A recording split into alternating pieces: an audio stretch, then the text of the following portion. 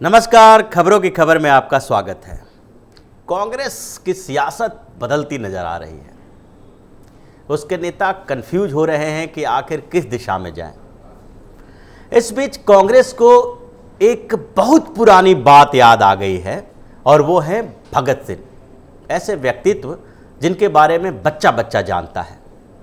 यहाँ के बच्चे बच्चे के मुंह पे भगत सिंह की आत्मा, भगत सिंह की बात याद रहती है। उनके बलिदान को सब लोग जानते हैं और ये कोई आज कल की बात नहीं है, आज से 100 साल पहले की बात है। 100 सालों से भगत सिंह के त्याग और बलिदान की चर्चाएं हो रही है। लेकिन कांग्रेस को इस बीच भगत सिंह याद आए। उन्हें भगत सिंह को भारत रत्न देने की बात याद आई। कांग्रेस के वरिष्ठ नेता मनीष तिवारी ने यह मुद्दा उठाया और बताया कि भगत सिंह को भारत रत्न दिया जाना चाहिए।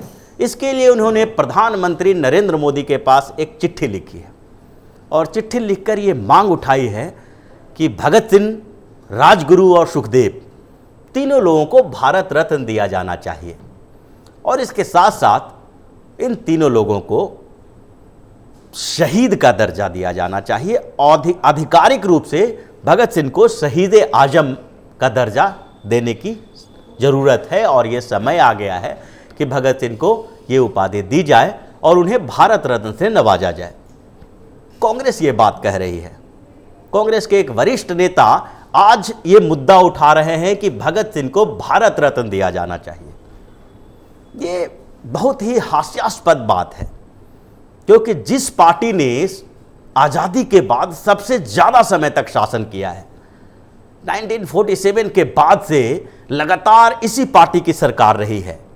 बीच के जनता पार्टी के कुछ समय को छोड़ दें और छोटे छोटे टुकड़ों में सरकार, दूसरे पार्टियों की सरकार की बात छोड़ दें, तो लगातार जिस पार्टी ने देश पे शासन किया, उन्हें 70 सालों के बाद भगत सिंह याद आ रहे हैं कि उन्हें भारत रत्न दिया जाना चाहिए।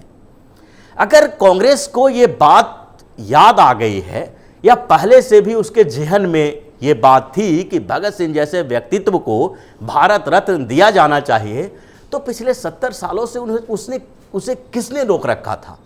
आखिर अभी तक हिंदुस्तान में किसी पार्टी की इतनी हिम्मत नहीं है कि भगत सिंह को भारत रत्न देने की बात उठे और उसका विरोध किया जाए। लेकिन फिर भी कांग्रेस इतने समय तक चुप्पी साधे रही। अपने नेताओं को भारत रत्न देने में उसे किसी तरह का कोई हिचक नहीं हुआ। जवाहरलाल नेहरू भारत रत्न से नवाजे गए, उसके बाद श्रीमती इंदिरा गांधी नवाजी गई भारत रत्न से, यहाँ तक कि राजीव गांधी को भी भारत रत्न दिया जा चुका है। लेकिन कांग्रेस को इस बीच कभी भी ये महसूस नहीं हुआ कि स्वतंत्रता संग्राम में इतनी बड़ी भूमिका निभाने वाले एक क्रांतिकारी व्यक्तित्व, जो आज तक के युवाओं के प्रेरणा स्रोत रहे हैं, उनको भारत रत्न मिलना चाहिए। अभी तक ये बात उन्हें समझ में नहीं आई या याद नहीं आई। और ये नहीं है कि भारत रत्न दिए जाने के लिए जो समय निर्धारित किया जाता है उस समय में समस्या थी और हर साल भारत रत्न दिया जा रहा था किसी को, और उस बीच भगत सिंह का नंबर आया ही नहीं। अगर भारत रत्न का इतिहास देखेंगे तो बीच बीच में 2 साल 4 साल तक किसी को कुछ दिया ही नहीं गया, यानी कि ऐसे लोग उन्हें मिले ही नहीं जिनको भारत रत्न से नवाजा जा सकता था। तो अगर कांग्रेस को ये समझ में आ गया होता कि भारत रत्न ऐसे व्यक्तित्व को दिया जाना चाहिए जिसमें कोई कंट्रोवर्सी हो ही नहीं सकती, तो वो पहले ही दे चुका होता। इस बीच मनीष तिवारी को ऐसी बात करने की क्या ज़रूरत पड़ी है? इसके साथ साथ तिवारी जी ने एक और बात कही है कि मोहाली हवाई अड्डे का नाम शहीद आजम भगत सिंह के नाम पर रखा जाना चाहिए। इसके लिए भी कोई समस्या नहीं थी और इतने समय से कोई समस्या नहीं रही है, अभी भी कोई समस्या नहीं है। इसके लिए प्रधानमंत्री को चिट्ठी लिख के याद दिलाने की ज़रूरत नहीं है। ये कांग्रेस चाहे तो अपने स्तर पर इसे बहुत पहले ही इम्प्लीमेंट कर सकती थी, लेकिन अभी तक नहीं किया और अब ये डिमांड कर रहे हैं भगत सिंह से को भारत रत्न देने के साथ साथ उनके नाम पर एक हवाई अड्डा बनाने की। अब इस पूरे घटनाक्रम पे नज़र डालें और कुछ दिन पहले उठ रहे विवादों के ऊपर देखें तो कांग्रेस की इस मांग के पीछे एक बड़ी राजनीति काम कर रही है, और वो राजनीति है भारत रत्न को लेकर ही। ध्यान दीजिए कि कुछ दिन पहले से ही वीर सावरकर को भारत रत्न देने का मामला उठा हुआ है। महाराष्ट्र विधानसभा चुनाव के दौरान भाजपा ने अपने घोषणा पत्र में इस बात का मुद्दा उठाया और बताया कि सरकार बनेगी तो हम लोग वीर सावरकर को भारत रत्न देने के लिए मांग करेंगे और उनकी अनुशंसा होगी कि भारत रत्न वीर सावरकर को दिया जाए। इस पर काफ़ी विवाद हुआ और कांग्रेस को भी लगा कि महाराष्ट्र चुनाव में ये मुद्दा हावी है तो इसका फ़ायदा हमें भी उठाया लेना चाहिए। और इस बीच कांग्रेस का वर्षों पुराना स्टैंड बदल गया। मनमोहन सिंह को सामने लाया गया। अब मनमोहन सिंह से कहलवाया गया कि कांग्रेस वीर सावरकर को भारत रत्न देने के लिए कांग्रेस से कोई समस्या नहीं है, कांग्रेस को इससे कोई परेशानी नहीं है कि ये वीर सावरकर साहब को सम्मानित किया जाए, और ये कमेटी के पास जाएगा तो उसके बाद फैसला कांग्रेस लेगी और कांग्रेस उस पर अपना स्टैंड क्लियर करेगी। लेकिन इस बीच उन्होंने एक बात साफ तौर पर कह दिया कि वीर सावरकर से कांग्रेस को कभी कोई परेशानी नहीं रही है।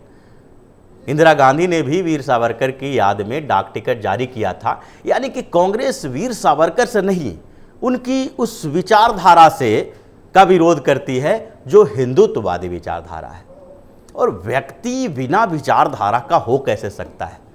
अगर किसी व्यक्ति की महत्ता की बात करते हैं, उन्हें सम्मानित करने की बात करते हैं, तो कहीं ना कहीं उसके जीवन की घटनाएं उसमें शामिल होती है। व्यक्ति अपने आप में कुछ नहीं होता। व्यक्ति का मतलब है कि उन्होंने क्या किया है, उनका व्यक्तित्व कैसा रहा है, उनका तरीका क्या रहा है किसी काम को करने का, उनकी विचारधारा क्या रही है। और उस विचारधारा और व्यक्ति को आप अलग करके नहीं देख सकते हैं।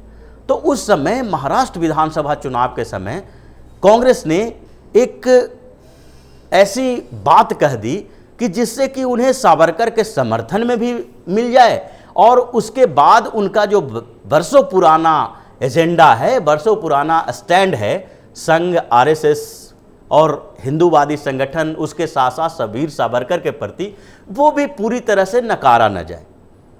और जब सावरकर का मुद्दा चल रहा था तो उनके स्टैंड में इस बदलाव के बाद बीच में कांग्रेस के नेताओं के बीच फूट पड़ गई।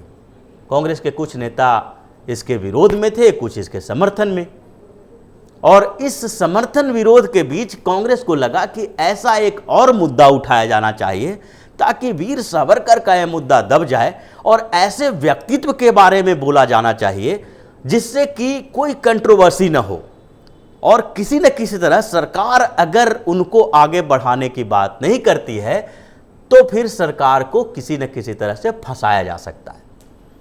अब वीर सावरकर को भारत रत्न दें या फिर भगत सिंह को भारत रत्न दें, ये दोनों के बीच चुनना बड़ा मुश्किल काम हो जाएगा।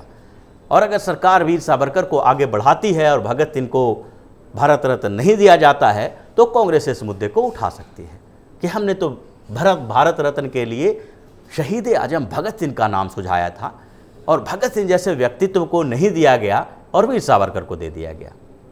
तो ये पूरी रणनीति बनाई जा रही है कांग्रेस के अंदर, और इसी रणनीति के तहत चूंकि आगे झारखंड में और दिल्ली में दोनों जगह 3 महीने के भीतर चुनाव होना है, और चुनाव की घोषणा लगभग अगले 2 महीनों में हो जाएगी। दोनों जगह कांग्रेस भी अपनी तैयारी कर रही है, और महाराष्ट्र और हरियाणा विधानसभा चुनाव में एक अच्छे प्रदर्शन, अपेक्षाकृत कुछ बेहतर प्रदर्शन के बाद कांग्रेस की उम्मीदें भी बढ़ गई है। लेकिन इस बीच कांग्रेस को लग रहा है कि कुछ मुद्दे जो भाजपा के हैं उसको काउंटर करने के लिए कुछ ऐसे मुद्दे लाना चाहिए जो कहीं न कहीं उस भाजपा को या केंद्र सरकार को कंफ्यूज कर दे। और उस कंफ्यूज करने की उस प्रक्रिया के तहत कांग्रेस ने एक नया मुद्दा उठाया भगत सिंह का, और उन्हें फिर से इतने सालों बाद भगत सिंह याद आने लगे। जबकि भगत सिंह और कांग्रेस के बीच के संबंधों को लेकर इतिहासकार बहुत सारी बातें कह चुके हैं। कई कंट्रोवर्सी है कि कांग्रेस ने किस तरह से भगत सिंह को इग्नोर किया था, और उस समय भी जब भगत सिंह आज़ादी की लड़ाई में अपने तरीके से अंग्रेज़ों को भगाने की कोशिश कर रहे थे तो उस समय भी कांग्रेस के साथ उनका वैचारिक मतभेद था और उस वैचारिक मतभेद के कारण कांग्रेस ने भगत सिंह की सुरक्षा नहीं की, भगत सिंह के पक्ष में कुछ ऐसी बातें नहीं कही और अंग्रेज सरकार के साथ उनके लिए नेगोशिएशन नहीं किया।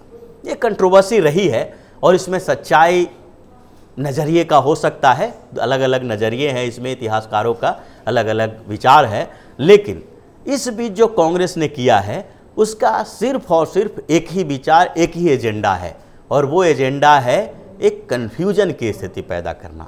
उस कन्फ्यूजन की स्थिति को बरकरार रखने और आगे के चुनावों को देखते हुए कांग्रेस ने भगत सिंह का मुद्दा उठाया है, क्योंकि जिस पार्टी की इतने दिनों तक सरकार है, जिसके पास सत्ता रही है और पूर्ण बहुमत रही है, सारे राज्यों में सत्ता रही है उनके हाथ में, और उस पार्टी को इतने सालों के बाद एक ऐसे व्यक्तित्व के बारे में याद आता है जिनका अस्तित्व आज का नहीं है, जो आज काम करने वालों में से नहीं है, जिनकी भूमिका इतनी बड़ी रही है कि बच्चा बच्चा उस चीज़ को जानता है, उनके बारे में पहचानता है, उनके नाम लोगों के जुबान पे हैं और एक अविवादित व्यक्तित्व है जिसके कोई भी पार्टी उनका विरोध नहीं कर सकती है।